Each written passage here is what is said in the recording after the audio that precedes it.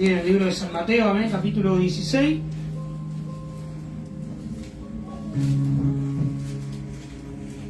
Vamos a leer el versículo 21, hermano. Cuando usted lo encuentre, me dice amén. Amén. Vamos a leer la palabra del Señor en el nombre del Padre, del Hijo y del Espíritu Santo. Amén. Dice: desde entonces comenzó Jesús a declarar a sus discípulos que le era necesario ir a Jerusalén y padecer mucho de los ancianos y de los principales sacerdotes y de los escribas, y ser muerto y resucitar al tercer día. Entonces Pedro, tomándolo aparte, comenzó a reconvenirle, diciendo: Señor, ten compasión de ti, y en ninguna manera esto te acontezca. Pero él, volviéndose, dijo a Pedro: quítate delante de mí, Satanás, me eres de tropiezo, porque no pones la mira en las cosas de Dios, sino en las de los hombres. Entonces Jesús dijo a sus discípulos: si alguno quiere venir en pos de mí, niéguese a sí mismo y tome su cruz y sígame. Porque todo aquel que quiera salvar su vida la perderá, y todo el que pierda su vida por causa de mí la hallará. Amén. Hasta ahí la palabra del Señor. Amén. Tome su asiento. Amén. La palabra dice que Jesús comenzó a contarle, amén, a sus discípulos que debía ir a Jerusalén y tenía que pasar, amén, por padecimiento, amén, y luego se iría a la muerte, hermano, amén.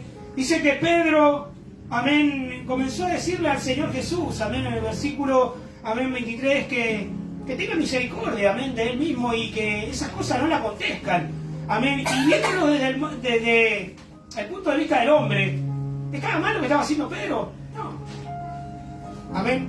Pero lo que estaba diciendo Pedro no era acorde a la voluntad de Dios, hermano. Era todo lo contrario a la voluntad de Dios lo que estaba haciendo Pedro. Amén. Y a veces hay gente que es así, hermano. A veces hay gente que te dice: ¿por qué tenés que padecer tanto? ¿Por qué tenés que sufrir tanto? ¿Por qué tenés que negarte tanto a vos mismo? ¿Por qué tenés que ir tanto a la iglesia? Amén. ¿Por qué?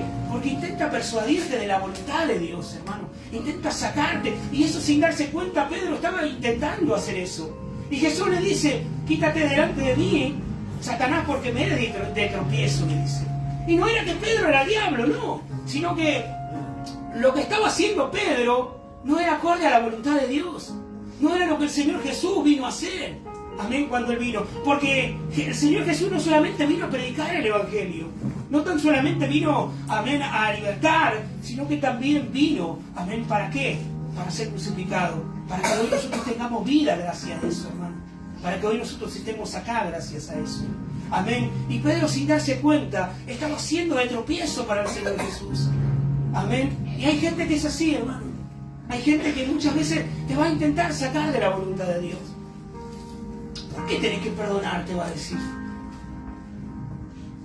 ¿Por qué, amén, tenés que sacrificarte tanto? ¿Por qué muchas veces tenés que pasar frío por andar de acá para allá?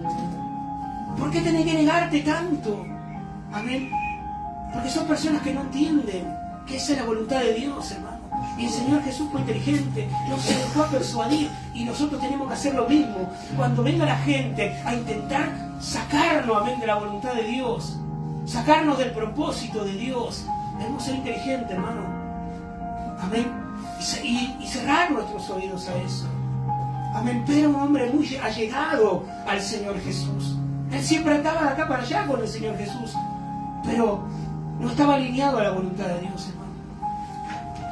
Y nosotros eso tenemos que buscar también.